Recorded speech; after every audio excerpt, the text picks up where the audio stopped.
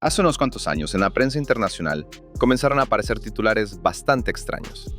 Los periodistas escribían que Arabia Saudita supuestamente se preparaba para construir su propia versión del Canal de Suez. Algunos artículos prometían una verdadera revolución en el comercio mundial.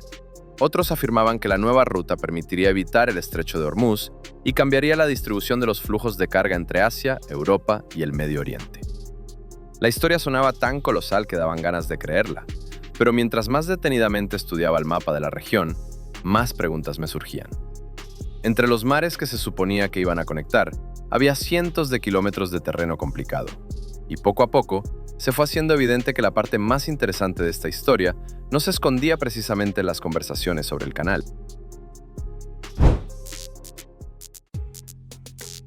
La mayoría de la gente rara vez se pone a pensar en lo vulnerable que es el comercio mundial moderno. En el mapa del planeta existen decenas de rutas marítimas importantes, pero algunas de ellas tienen una relevancia especial. Si el funcionamiento de uno de estos tramos se interrumpe, aunque sea por unos pocos días, las consecuencias comienzan a sentirse mucho más allá de la región. Uno de esos lugares, desde hace ya muchas décadas, sigue siendo el estrecho de Hormuz. Desde la altura de un satélite se ve bastante modesto. Una estrecha franja de agua que separa a Irán de los estados de la península arábiga. Sin embargo, su aparente sencillez es engañosa. A través de este paso transitan diariamente enormes volúmenes de petróleo, productos derivados del petróleo y otras mercancías. Para la economía mundial, Hormuz se ha convertido desde hace mucho tiempo en una de las arterias de transporte clave del planeta. La particularidad del estrecho no radica solo en la cantidad de barcos. Mucho más importante es que los países de la región prácticamente no pueden prescindir de él. Y esta dependencia funciona en ambas direcciones. A través del estrecho, los estados del Golfo envían petróleo a sus compradores, pero por esas mismas rutas reciben a cambio alimentos, materiales de construcción, productos electrónicos y miles de otros bienes. Una misma arteria de transporte asegura tanto la exportación como la importación. Es precisamente por esto que cualquier noticia sobre tensiones en la zona de Hormuz capta instantáneamente la atención de los mercados de todo el mundo. En las últimas décadas esta dependencia no ha hecho más que aumentar. La población creció, las ciudades se expandieron, surgieron nuevas zonas industriales. Todo esto requería un flujo constante de mercancías. Cuanto más rápido se desarrollaba la región, más importante se volvía el funcionamiento ininterrumpido de las rutas marítimas. Es por eso que los gobiernos de los países del Golfo Pérsico comenzaron a buscar alternativas mucho antes de los megaproyectos actuales. Pero en cierto momento Arabia Saudita decidió ver el problema desde una perspectiva mucho más amplia. En Riad, poco a poco llegaron a la conclusión de que el asunto no se trataba solo de la seguridad de los suministros, se trataba del futuro del país en su conjunto. Si con el tiempo el mundo llega a depender menos del petróleo, el reino necesitaría un nuevo modelo de desarrollo económico. Así fue como surgió la estrategia que hoy se conoce con el nombre de Visión 2030. A menudo se le asocia con proyectos futuristas y construcciones a gran escala. Sin embargo, en realidad la idea es mucho más amplia. Los líderes del país están intentando crear una economía que pueda generar ingresos no solo de la extracción de recursos, sino también de su posición en el mapa mundial. Si se observa la geografía de la región, la lógica se vuelve clara. Arabia Saudita se encuentra entre varios de los espacios económicos más grandes del planeta. Desde aquí, es relativamente conveniente trabajar con los mercados de Europa, Asia y África. Pocos países gozan de una posición tan ventajosa en la intersección de rutas internacionales. Pero una posición ventajosa por sí sola no garantiza nada. La historia conoce muchos países que tuvieron una geografía excelente, pero que nunca lograron convertirla en una fuente de ingresos considerable. Para ello, se necesita infraestructura, inversiones y la capacidad de integrarse en las cadenas de suministro mundiales. Y es aquí donde comienza la parte más interesante de toda la historia. A medida que se estudian los proyectos sauditas, queda claro que nunca se trató de un solo canal. Detrás de los grandes titulares se esconde una estrategia mucho más ambiciosa que incluye decenas de elementos interconectados. Uno de los proyectos más famosos de los últimos años ha sido NEOM. Gracias a sus espectaculares presentaciones, hasta la gente que normalmente no se interesa por la economía del Medio Oriente ha oído hablar de él.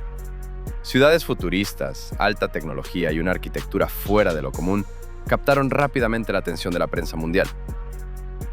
Sin embargo, detrás de las llamativas visualizaciones se esconde un cálculo mucho más práctico. La ubicación del proyecto no fue elegida al azar. NEOM se está construyendo cerca de una zona por donde pasan las rutas más importantes entre Asia y Europa. Para los inversionistas, esta cercanía podría resultar no menos valiosa que cualquier innovación tecnológica. Basta con mirar el mapa para entender la importancia de este territorio. Muy cerca se encuentra el Golfo de Aqaba. Un poco más al sur comienza el Mar Rojo. Y más allá está la ruta hacia el Canal de Suez. Por estas aguas pasan miles de barcos cada año, transportando mercancías entre los mercados más grandes del mundo. Pero es precisamente aquí donde surge la pregunta que dio pie a las conversaciones sobre un nuevo canal. Arabia Saudita tiene acceso a dos cuencas marítimas de importancia estratégica. Al este se encuentra el Golfo Pérsico. Al oeste se ubica el Mar Rojo. A primera vista, la idea de conectar estas dos vías parece bastante lógica. Cuando vi por primera vez suposiciones de este tipo, me parecieron bastante creíbles. En un mapa político común, la distancia entre las costas no parece algo increíble. El enorme territorio del país como que te empuja a pensar en la creación de un corredor de transporte directo. Sin embargo, luego abrí un mapa topográfico, y en cuestión de minutos quedó claro por qué los especialistas tratan este tipo de proyectos con muchísima cautela. En lugar de un terreno relativamente plano, ante mis ojos aparecieron cadenas montañosas, mesetas rocosas y zonas con desniveles considerables. En ese momento, la historia del nuevo canal de Suez Saudita empezó a verse de una forma completamente distinta. Sobre el papel, el problema se puede resolver con esclusas. Así es como funcionan muchos canales del mundo. El barco va subiendo gradualmente hasta la altura necesaria, recorre un tramo de la ruta y luego vuelve a bajar al nivel del mar. No obstante, entre la teoría y la práctica hay un mundo de diferencia. Cuanto mayor es el desnivel, más complejo y caro se vuelve todo el sistema. En el caso de Arabia Saudita, los ingenieros tendrían que lidiar no con elevaciones aisladas, sino con regiones montañosas enteras. Además de los trabajos de excavación, surgiría otra pregunta: ¿de dónde sacar agua para una cantidad enorme de esclusas en una de las regiones más áridas del planeta? Ni siquiera un estado rico puede ignorar indefinidamente semejantes limitaciones. Es precisamente por eso que la mayoría de los especialistas ven la idea de un nuevo canal saudita con bastante escepticismo. Cuanto más a fondo se estudian las condiciones reales del terreno, más claro se entiende que el sonado proyecto existe principalmente en las páginas de los periódicos y en los foros de Internet. Los verdaderos planes del reino se están desarrollando en una dirección completamente diferente. Lo curioso es que renunciar a la construcción del canal no significa en absoluto renunciar al objetivo en sí. Si se observan con atención las acciones de Arabia Saudita en los últimos años, se puede notar un patrón. El Estado está tratando de resolver el mismo problema con otras herramientas. No se trata de obligar a los barcos a cruzar el país por agua, sino de crear un sistema que permita a las mercancías hacerlo por tierra, de forma rápida y sin paradas innecesarias. A primera vista, la diferencia parece insignificante. Para un observador común, un contenedor sigue siendo un contenedor, sin importar si se transporta por mar o por ferrocarril.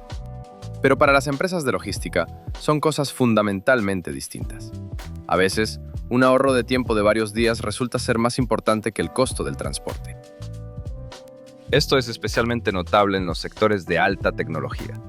Las fábricas modernas operan cada vez más bajo el principio de inventarios mínimos. Las empresas intentan no mantener una cantidad enorme de piezas en sus almacenes y cuentan con recibir los componentes necesarios justo en el momento preciso. Cualquier retraso serio se convierte rápidamente en una paralización de la producción. Debido a esto, el comercio mundial está cambiando gradualmente. Si antes el criterio principal casi siempre era el precio del transporte, hoy en día se presta cada vez más atención a la velocidad y la fiabilidad de la ruta. Algunas cargas están dispuestas a pagar por reducir el tiempo de viaje considerablemente más que hace 20 años. Es precisamente aquí donde entran en escena los ferrocarriles. Muchos están acostumbrados a verlos como un medio de transporte interno de países individuales. Sin embargo, en los últimos años, cada vez más estados consideran los corredores ferroviarios como una herramienta de competencia internacional. Y no se trata solo del transporte de pasajeros. Para Arabia Saudita, esto abre oportunidades interesantes. El país posee un territorio enorme, que puede ser utilizado para crear rutas terrestres entre diferentes áreas de la región. Si un contenedor puede cruzar rápidamente la península por ferrocarril, parte de los desafíos logísticos se resuelven sin la necesidad de construir un canal. Además, no se trata de una sola ruta. Poco a poco se está formando toda una red de proyectos de infraestructura. Las nuevas líneas ferroviarias se conectan con los puertos. Los puertos obtienen acceso a las zonas industriales y alrededor de los grandes nodos de transporte surgen almacenes, terminales y empresas de procesamiento de carga. Este enfoque tiene otra ventaja. El canal sigue siendo una sola entidad. Si surge un problema grave, afecta a toda la ruta de inmediato. Una red logística funciona de otra manera. En ella existen más opciones para desviar los flujos y adaptarse a las condiciones cambiantes. Pero en cuanto empiezas a ver la situación con más perspectiva, queda claro que Arabia Saudita no está actuando en el vacío. Cerca hay estados que llevan muchos años construyendo sus propios sistemas de transporte y no piensan cederle el paso a un nuevo competidor. En primer lugar, se trata de los Emiratos Árabes Unidos. En las últimas décadas, han logrado crear una de las infraestructuras logísticas más eficientes de la región.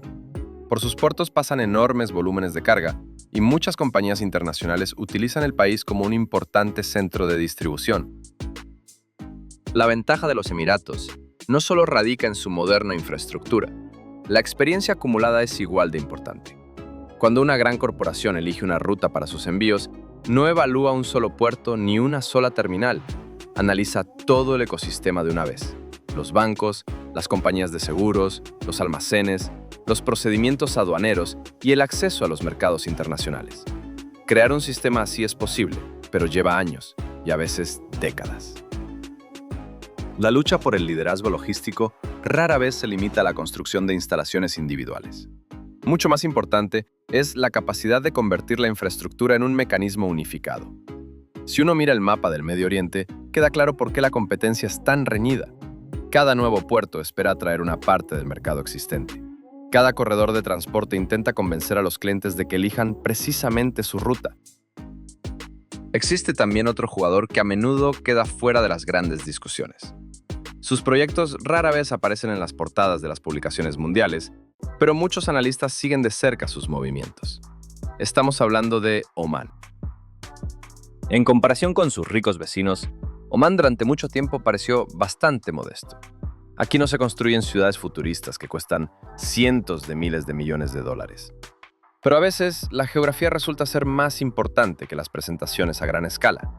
Y en el caso de Omán, esto es especialmente notable. La mayoría de los estados del Golfo Pérsico dependen en mayor o menor medida del Estrecho de Hormuz. Omán se encuentra en una posición más ventajosa. Algunos de sus puertos clave tienen acceso directo al océano abierto y pueden operar sin necesidad de pasar por este estrecho corredor marítimo. Cuando estuve investigando este tema, fue el caso de Omán el que me pareció el más inesperado. En las discusiones públicas sobre la logística del Medio Oriente, casi siempre se oye hablar de Dubái, Riad, mucho dinero y construcciones grandiosas. Y el país que simplemente tiene sus puertos bien ubicados se queda en algún lugar al margen de la conversación. Aunque para un transportista que quiere evitar riesgos innecesarios, esta alternativa silenciosa podría resultar más importante que cualquier megaproyecto. La historia del puerto de Duqm es especialmente reveladora.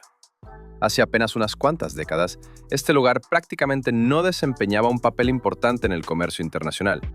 Hoy en día, a su alrededor se está formando una gran zona industrial con terminales, empresas e infraestructura de transporte. Para Omán, esto es un intento de ocupar su propio nicho en el cambiante sistema logístico de la región. El panorama que se perfila al final es bastante complejo. Arabia Saudita está construyendo ferrocarriles y zonas industriales. Los Emiratos están perfeccionando el ecosistema que ya tienen funcionando.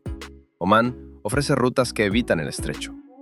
Cada uno de estos jugadores intenta convencer a los negocios internacionales de que es precisamente su infraestructura la que merece confianza. Y todos ellos compiten por lo mismo, por el derecho a controlar las futuras rutas del comercio mundial. Como resultado, queda claro que la lucha es por un recurso mucho más valioso de lo que podría parecer al principio. Quien logra atraer una parte significativa de los flujos, no solo obtendrá ingresos por el tránsito, sino también una considerable influencia política. En el mundo moderno, Los corredores de transporte hace mucho que dejaron de ser simples caminos. Para comprender la magnitud de lo que está sucediendo, es necesario mirar mucho más allá de las fronteras de la región. Las decisiones principales sobre el movimiento de mercancías no se toman en Riad, Dubái o Mascate. Muy a menudo se toman en Pekín, Bombay, Shanghai o en los centros financieros europeos. El papel de China es especialmente notable. En los últimos años, las empresas chinas han invertido enormes sumas en el desarrollo de la infraestructura portuaria en todo el mundo. Para Pekín, las rutas de transporte se han convertido desde hace tiempo en un recurso tan estratégico como la energía o la alta tecnología. Cuanto más fiables funcionen las cadenas comerciales, más estable se siente la economía. A China, sin embargo, no solo le interesa el transporte marítimo. En diferentes partes de Eurasia se están desarrollando activamente rutas terrestres, conexiones ferroviarias y esquemas de entrega multimodales. Su objetivo no es reemplazar por completo el transporte marítimo. Es mucho más importante crear opciones adicionales en caso de que la situación cambie. Una lógica similar se está volviendo gradualmente relevante también para la India. La economía del país está creciendo rápidamente, los volúmenes de comercio exterior están aumentando y la industria requiere cada vez más recursos y componentes. Los estados de la península arábiga se encuentran en un punto excepcionalmente conveniente entre los centros de producción de Asia y los mayores mercados de Europa. Es precisamente por eso que muchas empresas indias siguen de cerca los proyectos de infraestructura de la región. Es interesante que hace apenas unas décadas, temas como estos rara vez atraían la atención del público en general. Los puertos, los almacenes y las vías férreas parecían instalaciones aburridas, de interés solo para los especialistas. Hoy la situación ha cambiado notablemente. Basta con recordar cualquier interrupción importante en el transporte internacional de los últimos años. Sus consecuencias se reflejaron muy rápidamente en el costo de las mercancías, los plazos de entrega y el funcionamiento de las empresas en todo el mundo. Una parte enorme de la economía moderna se sostiene sobre un complejo sistema de conexiones de transporte, y ahora esto es evidente para todos. En este contexto, las acciones de Arabia Saudita comienzan a parecer mucho más lógicas. El país está tratando de integrarse en procesos cuya importancia no hace más que crecer. Y no se trata de un proyecto a corto plazo de unos pocos años. Muchas de las decisiones sobre infraestructura se toman con una perspectiva de décadas a futuro. Sin embargo, aquí surge una pregunta importante. ¿Qué pasará si todas estas inversiones no conducen al resultado esperado? La historia conoce muchísimos ejemplos en los que proyectos ambiciosos parecían convincentes en las presentaciones, pero luego se enfrentaron a la dura realidad económica. Construir un puerto es considerablemente más fácil que hacer que las compañías internacionales lo utilicen activamente. Crear una línea de ferrocarril es más fácil que llenarla con un flujo de carga estable. Es por eso que el trabajo en el ámbito de la legislación, la atracción de inversiones y la creación de condiciones para los negocios internacionales es igual de importante. En la logística, la infraestructura sin reputación no funciona. Dicho esto, el comercio mundial nunca permanece estático. Los centros de producción se desplazan, los mercados de consumo crecen o se contraen, y las relaciones políticas entre los estados influyen en la dirección de los flujos de mercancías. A esto hay que sumarle la automatización de los puertos, las nuevas tecnologías en la gestión de las cadenas de suministro y los estándares de la industria que cambian constantemente. Los países se ven obligados a tomar decisiones con décadas de antelación, sin tener la certeza absoluta de cómo será el mundo dentro de 20 años. Sin embargo, existe una razón por la cual los países continúan invirtiendo enormes cantidades en proyectos de este tipo. La historia demuestra que el control de las rutas importantes casi siempre ha traído consigo ventajas significativas. Han cambiado las épocas, las tecnologías y los medios de transporte, pero la importancia de las rutas comerciales ha perdurado. Antiguamente, la riqueza se concentraba alrededor de las rutas de las caravanas y los puertos marítimos. Más tarde, los ferrocarriles y las líneas oceánicas comenzaron a jugar un papel crucial. Hoy en día, esta función la cumplen las terminales de contenedores, los centros de distribución y los corredores de transporte que conectan diferentes partes del planeta. Hasta hace relativamente poco, los estados del Golfo Pérsico se asociaban principalmente con el petróleo y el gas. Eran precisamente los yacimientos los que definían su papel en la economía mundial. Hoy, el panorama se está volviendo gradualmente más complejo. Cada vez más, la atención no se centra en los recursos bajo tierra, sino en la infraestructura que hay en la superficie. Precisamente esto resultó ser para mí el descubrimiento más inesperado de toda esta historia. Uno empieza a investigar una nueva noticia sobre la construcción de un nuevo canal a través del desierto y termina analizando cómo países enteros intentan hacerse un lugar en el sistema global de transporte. Cuanto más te sumerges en el tema, menos importancia tiene el canal en sí y más relevante se vuelve la cuestión sobre el futuro de la logística mundial. Al final resulta que la conversación sobre un nuevo canal de Suez saudí estuvo un poco equivocada desde el principio. El verdadero proyecto no consiste para nada en la creación de una vía navegable entre dos mares. En lugar de una sola obra grandiosa, Arabia Saudita está construyendo toda una red de instalaciones interconectadas que deben funcionar como un sistema de transporte único. El Canal de Suez cambió el comercio mundial no porque fuera una obra de ingeniería impresionante. Resultó tener demanda porque permitía ahorrar tiempo, recursos y dinero. Cualquier nuevo corredor de transporte pasa por la misma prueba. Al final, el mercado no elige el proyecto más bonito, sino el más útil. Es precisamente esta prueba la que está pasando ahora el cálculo saudí. Y si resulta ser correcto, las consecuencias para toda la región podrían ser mucho más notables que la aparición de otro canal en el mapa mundial.